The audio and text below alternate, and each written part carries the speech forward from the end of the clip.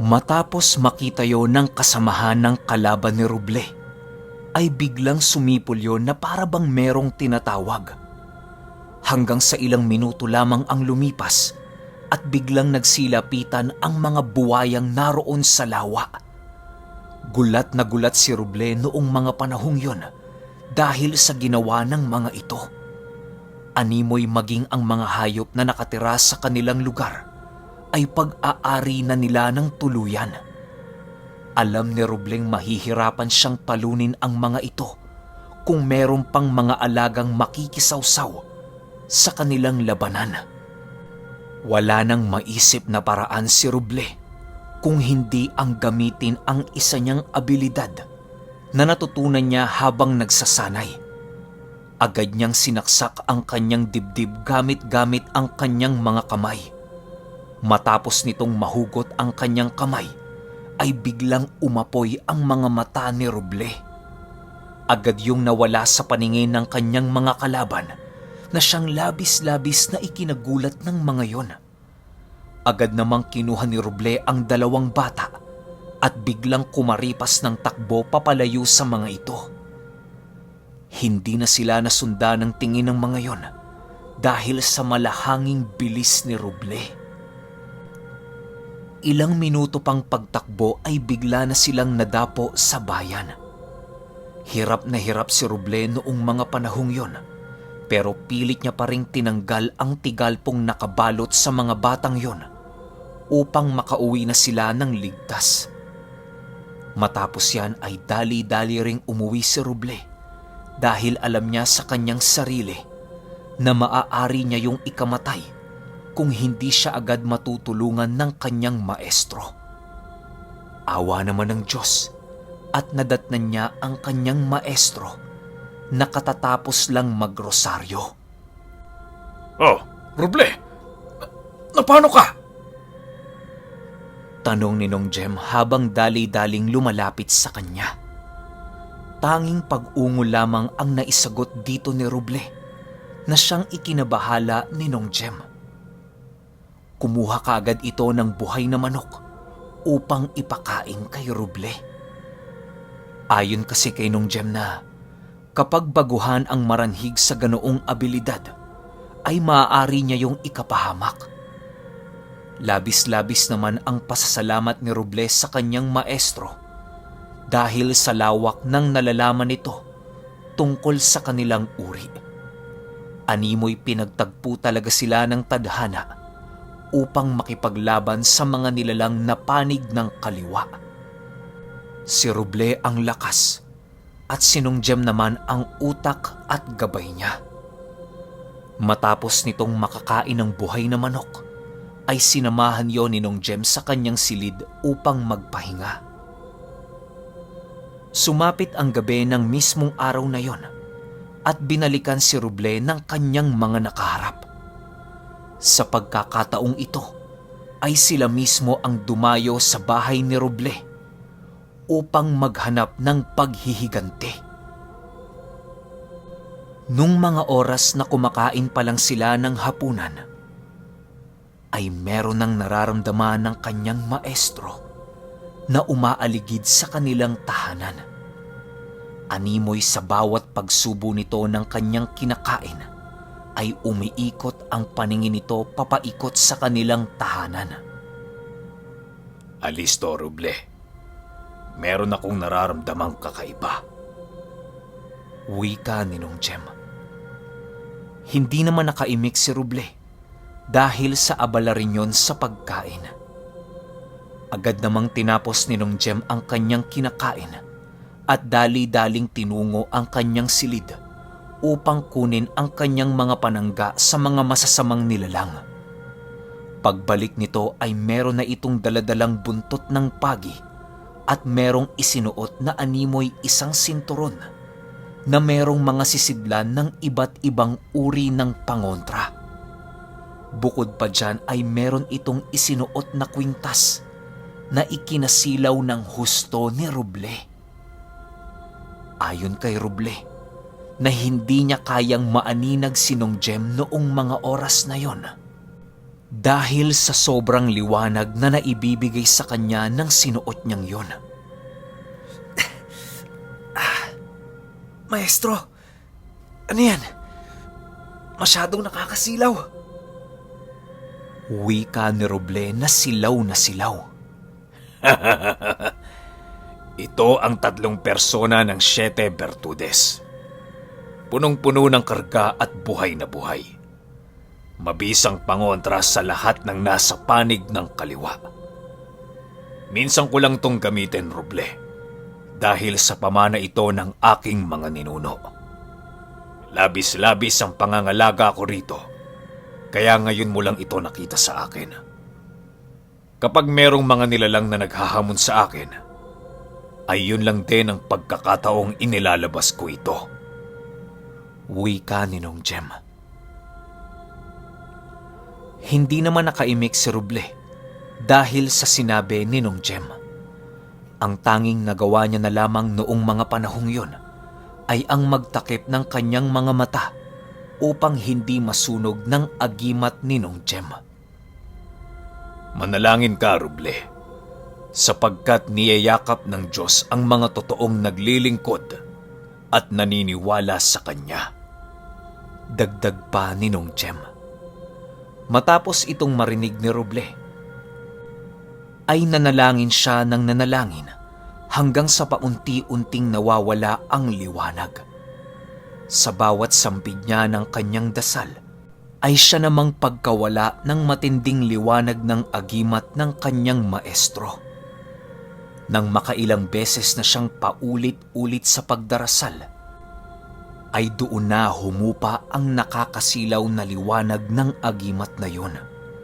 Doon niya nakita ang itsura ng agimat ni Nong Jem na siyang labis niyang ikinamangha. Ayon kay Roble, ang agimat na hawak ng kanyang maestro ay isang maliit na mukha ng anghel na gawa sa kahoy. Napakakinis ng kahoy na yon na animoy kung sisipatin ay napakadulas hawakan. Nang makita yon ni Roble, ay agad din namang itinago ito ng kanyang maestro at agaran ang paglabas nito sa kanilang tahanan. Hindi yun kumikibo, bagkus ay nag-uusal yon ng napakabilis. Maging si Roble ay naaapektuhan sa usal ng kanyang maestro dahil sa lakas nito. Agad naman siyang sumunod kay Nong Jem paglabas nito ng kanilang pinto. Nang makalabas na sila ay doon nila nasilayan ang 3 asong malakalabaw ang laki. Nakatingin lang yon sa kanilang dalawa habang naglalaway ng walang tigil. Di naman yon makalapit sa bakuran ni Nong Jem dahil sa mga nagsisilakihang makabuhay na nakapulupot sa bawat bakod ng kanilang tahanan. Ano ang kailangan nyo? Wika ni Nong Jem habang iwinawasiwas niya ang kanyang buntot ng pagi.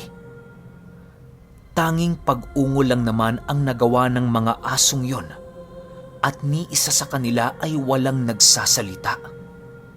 Hindi na nakatiis si Roble, kaya ang ginawa niya ay sinugod niya ang mga ito ng walang pag-aalinlangan.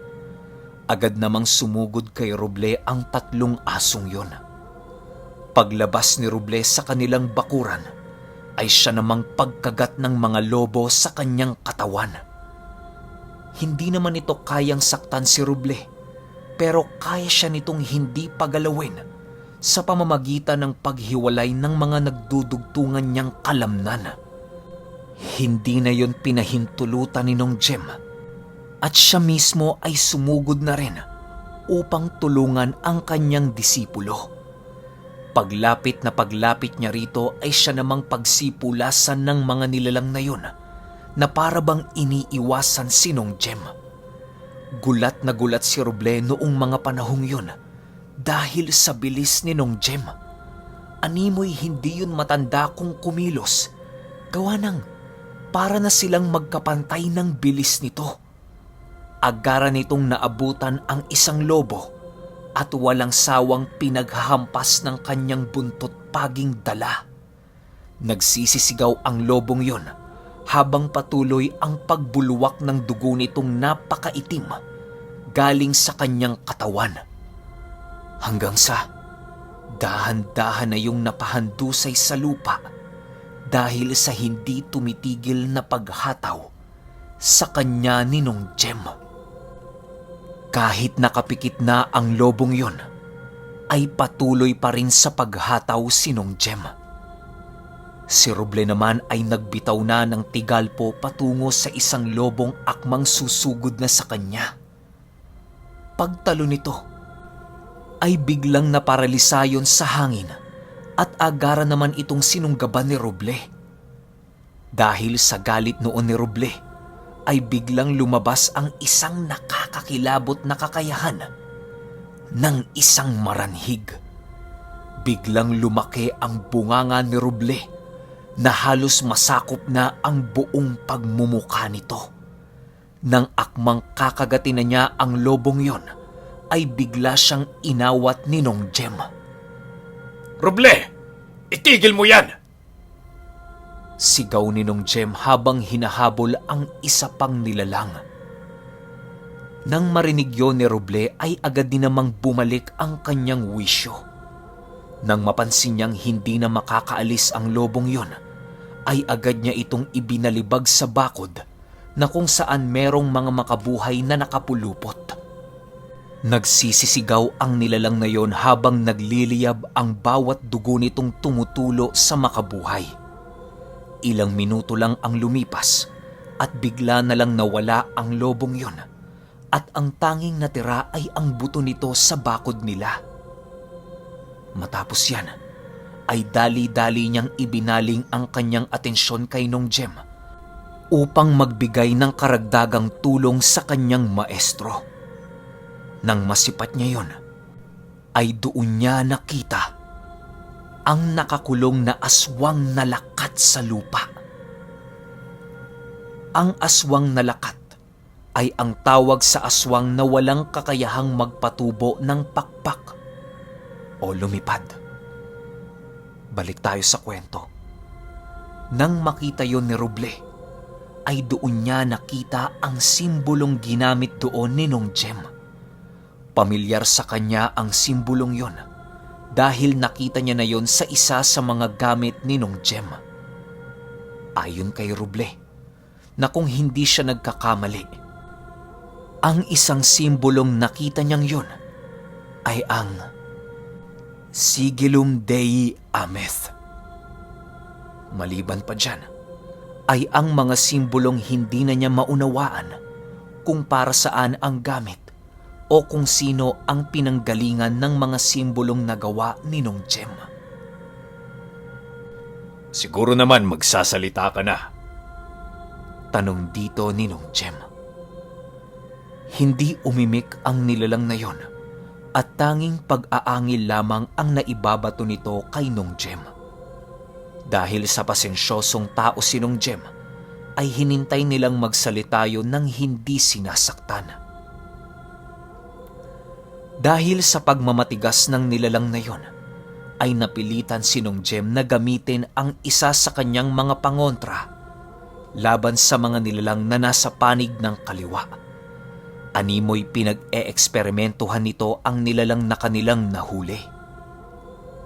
Nang hindi na makatiis si Nong Jem noong mga oras na yon, ay pinaliguan niya yon ng tubig at biglang inusalan. Maniwala kayo o hindi, pag-usal dito ni Nong Jem ay agad itong lumiyab ng hindi maipaliwanag. Isipin nyo, normal na tubig lang ang inilagay doon tapos lumiyab. Hindi ka panipaniwala, di ba? Pero ayon yan mismo sa kwento ni Roble, sa kanyang apo na siyang kaibigan ko. Matapos lumiyab ng nilalang na yon, ay bigla itong humandusay sa lupa hanggang sa natupok na yon ng tuluyan ng apoy. Dali-dali naman nilang kinuha ang mga nagkalat na buto ng nilalang na yon upang ilibing. Nang mailibing na nila ang mga buto ng nilalang, ay agad rin naman silang pumasok sa bahay ni Nong Jem na para bang walang nangyari. Habang naglalakad sila Ruble, ay napakarami nitong palaisipang katanungan para kay Nong Jem. Tanong ng tanong ito kay Nong Jem pero tanging pagtawa lamang ang naibabato nito sa kanya. Alam mo, Ruble, hindi mo na mauunawaan ang ibang simbolong ginawa ko sa nilalang na yon dahil masyado na itong malalim para sa pangunawa ng tao. Marami ka pang hindi alam sa akin, Ruble. Lalong-lalo na noong kabataan ko. Wika ni Nong Jem habang naglalakad.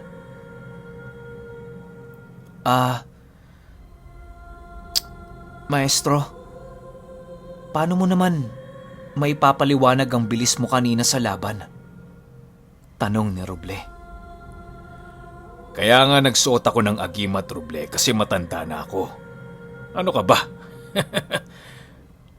Sagot naman dito ni Nong Jem. Hindi na sumagot pa si Ruble dahil alam niya sa sarili niyang magiging abala na naman ang kanyang maestro sa pagrorosaryo. Nang akmang papasok na siya sa kanyang silid, ay biglang tinawag siya ni Nong Jem upang sabayan siya nito sa pagdarasal. Pinaunlakan naman yon ni Ruble dahil nais niya ding makausap ang Panginoon upang gabayan at palaging liwanagan nito ang kanyang isipan upang malayo siya sa kapahamakan. Kinaumagahan ay balik normal na ang ganap nila Ruble sa kanilang tahanan. Ganon pa rin ang nakagawian sa loob ng kanilang tahanan. Matapos nitong magtrabaho, ay tutungo yun ng bayan upang bumili ng kanilang uulamin. Si Nong Jem naman noong mga panahong yon ay abala sa pag-aayos ng kanilang bakod at hardin. Nang makabalik na itong si Ruble ay nagsalita naman sila ni Nong Jem ng kanilang trabaho. Si Nong Jem ang nagluto at si Ruble naman ang nag-ayos ng mga hardin. Sumapit ang hapon at merong isang pasyente ang pumunta sa kanila. Ayon sa pamilya nito, na hindi na nila malaman kung ano ang nasa isip nitong anak nila. Gawa ng tuwing hapon, panay kamot yon na halos lumalalim na ang sugat nito sa kanyang mga balat. Ayaw na ayaw din itong ipaputol ang kanyang mga kuko kahit nangingitim na yon at umaalingasaw ang amoy. Napakarami na din itong kuto sa ulo dahil sa hindi yon naglililigo.